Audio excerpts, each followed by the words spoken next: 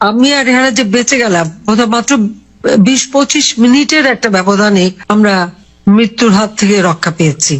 আমার শুধু এটাই মনে হয় যে 21 আগস্টের হত্যাকাণ্ডের থেকে বেঁচে যাওয়া বা কটিরপাড়া ওই বিশাল বোমের হাত থেকে বেঁচে যাওয়া, আবার এই 5ই আগস্ট এই বেঁচে যাওয়ার পিছনে নিশ্চয়ই আল্লাহর কোনো একটা ইচ্ছা আছে, আল্লাহর কোনো হাত আছে, নইলে এবারে তো বেঁচে যাওয়ার কথা না।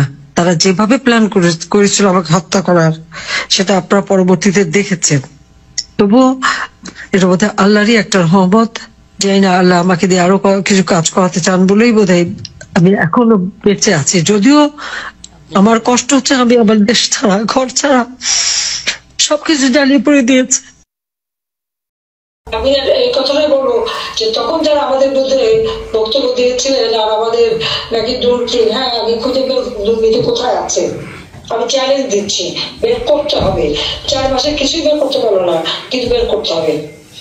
আর তা নাহলে তার বিরুদ্ধে ব্যবস্থা নিতে হবে। আর এক্ষুনি আমাদের প্রায় 10,000 কর্মী, এই কর্মীদেরকে আহত করছে এবং প্রায় 2-3 হাজার কর্মীর মধ্যে হত্যা করেছে। এর মধ্যে আমরা কিছু নাম বের করতে পেরেছি। মেয়ের টুকরা টুকরা করে ফেলে দিয়েছে, আগুন দিয়ে পুড়িয়ে মেরে দিয়েছে। আগুন দিয়ে পোড়ায় তারা আর মামলা দেয় পুলিশের বিরুদ্ধে, আমার বিরুদ্ধে।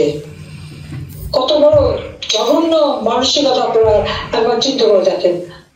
যে আজকে বাংলাদেশের এই দুঃসময় সকলকে এক হয়ে কাজ করতে হবে এবং আর ওই খালি প্রতিবাদ না, এখন প্রতিরোধ করতে হবে, যেন এই বাংলাদেশকে মানুষের ভাগ্য নিয়ে আর চিনিয়ে খেলতে না পারে, সেটাই আমরা ব্যবস্থা করবো। আমাদের নেতা কর্মীরা বারবার হাত দিচ্ছে, অত্যাচার করছে, নির্যাতন করছে, এটার ব্যাপারে বিশ্বব্যাপী তুলে ধরতে হবে। আবার এই দুর্নীতিবাজ ও তার সাথে যারা আছে রাতারাতি আঙুল ফুলে কলা গাছ হয়ে গেছে, এদের বিরুদ্ধে অবস্থান নিতে হবে।